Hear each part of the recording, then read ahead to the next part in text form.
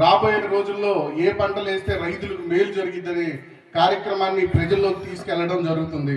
వాటి కోసం ఐదు సూచనలు చేయడం జరుగుతుంది. రాష్ట్రంలో రైతులు పంటలు పండియాలంటే ముఖ్యంగా వర్షపాతం ఉండాలి. దానికోసం పెద్ద ఎత్తున సాగునీటి ప్రాజెక్టులను మన రాష్ట్రంలో పూర్తి చేసే కార్యక్రమాన్ని ఈ రోజు రాష్ట్ర ప్రభుత్వం తీసుకుంటుందని నేను తెలియజేస్తున్నా.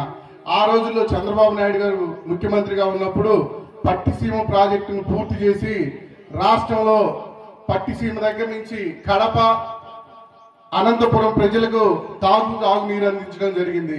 అదే విధంగా రాబోయే సంవత్సరం 2 సంవత్సరాల్లోనే పోలవరం ప్రాజెక్టును పూర్తి చేసి రైతాంగానికి తాగునీరు అందించే కార్యక్రమాన్ని 1 సంవత్సరంన్నరలోనే పూర్తి చేస్తుందని నేను తెలియజేస్తున్నా.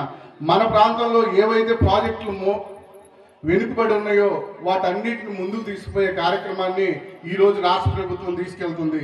దాంతో పాటుగా మన ప్రాంతంలో వర్కపూడిసెల ప్రాజెక్టు కోసం మరి మన అందరం ఎదురు చూస్తున్నాం. పోయిన ఎన్నికల్లో ఎమ్మెల్యే గారు, ఎంపీ గారు స్పష్టమైన ఆదేశాలు ఇవ్వడం జరిగింది.